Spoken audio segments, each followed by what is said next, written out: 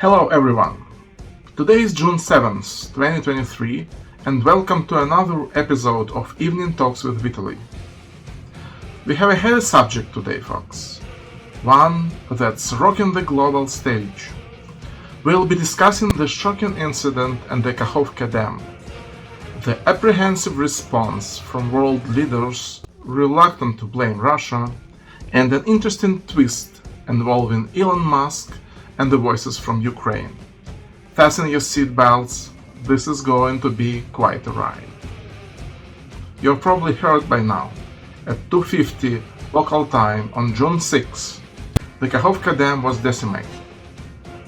Interestingly, world leaders seem to be tiptoeing around pointing fingers at Russia despite mounting evidence. Why the hesitancy, you ask? Well, two reasons. First, if the destruction of the dam is acknowledged as an act of war, it's tantamount to deploying a weapon of mass destruction, according to Geneva Convention. This would warrant a response in kind which no one is keen on. Second, the sheer scale of such an act is difficult to fathom, causing some disbelief. Purely psychological thing. So, let's look at the facts. Back in October 22, the 205th Motorized Rifle Brigade of Russian forces announced they had mined the dam and would detonate it if Ukraine launched an offensive. Intelligence agencies around the world confirmed this claim. So again, they admitted that they mined the dam and will blow it up. Second, the dam was constructed during the Soviet era, with demolition points incorporated into its design, just in case the Red Army ever needed to stop the Western offensive. Third, as tension escalated, Russia halted dam maintenance a few weeks ago. I found a document that proves that. It was a leak from intelligence agencies again. This caused the water level in the reservoir to rise about 4 meters or 13 feet above average. So, 4. In the early hours of June 6, the dam mysteriously ruptured and water began gushing downstreams. Simultaneously, a Romanian magnetometer used to detect earthquakes recorded an explosion. 5 hours later, videos surfaced showing explosions on the already breached dam. Whether these were to enlarge the breach or just accidentally detonated remnants of the explosives is unclear. 6. Turkish President Erdogan proposed a joint investigation involving Putin, Zelensky, Turkey, and other parties. While Zelensky agreed, Putin declined, blaming Ukraine instead. Yeah, why to reject if you know that your counterparty is involved in this? Makes no sense. Now, in addition, so why it is unlikely that Ukraine is responsible? Well, first, Ukraine hasn't had access to the dam for over a year since Russia captured that part of Ukraine. Second, Ukraine lacks of the firepower needed to destroy a structure of this scale. Lastly, what's about the sabotage groups? Ukraine could send sabotage groups to the Russian territory, and those groups could destroy the dam. Well, don't forget that this dam is massive. It is holding the reservoir of the size of Great Salt Lake in Utah. So it's really big. So to blow it up would require transporting 2,000 to 4,000 tons of explosives into enemy-held territory. Is it feasible? Probably not. So, now about the motives. Why Russia would do this? Couple of theories. First, Russia wanted to reshape the battlefield.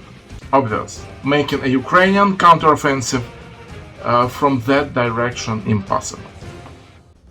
Second, perhaps more significant, this act may be a strategic move by Russia to minimize the front they need to defend, effectively rendering a Ukrainian counteroffensive impossible from that direction. But there is more to it than that. By creating the chaos, Russia is hoping to shift blame onto Ukraine, perhaps in the hopes of shocking Western allies and pressuring them to halt their support to Ukraine. Russia is attempting to freeze the front for months, effectively forcing Ukraine into negotiations.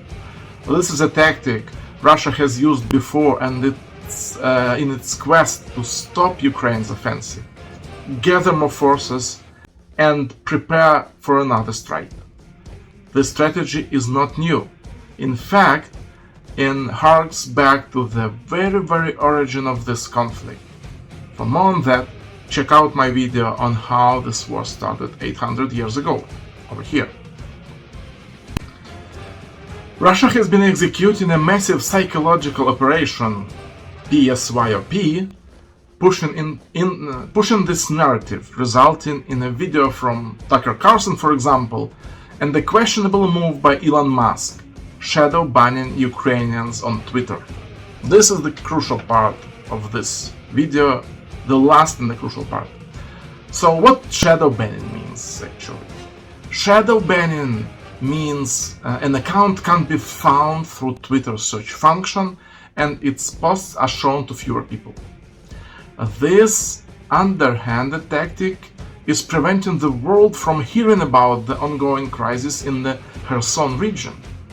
Notably, this ban appears to impact international users more, with Ukrainians still able to see and interact with shadowed accounts. So you see, again, if you are Ukrainian, you open Twitter and it looks like your feed is full of this information about what's going on. However, when Ukrainians with accounts from abroad, outside of the Ukraine, for example, from the United States, opening the Twitter feed, those messages are not there, and those accounts who tweeted those messages cannot be found temporarily. This kind of hides it from detecting that Twitter is actually shadow banning. For Ukrainians, it looks fine. For non-Ukrainians, it also looks fine. The caveat here is, well, the Ukrainians are now spread across the world, and the exchange of the information through other means are massive. That's why the Ukrainians were able to detect this tactic by Elon Musk. So, this fact is silencing Ukrainians, obstructing the dissemination of crucial information regarding a catastrophe that rivals Chernobyl in 1886. We must realize that Russia has potentially used a weapon of mass destruction. As such, it's essential to scrutinize the narrative and search for the truth amidst the noise. Keep your eyes on those tweets that I will show you now and make your conclusions.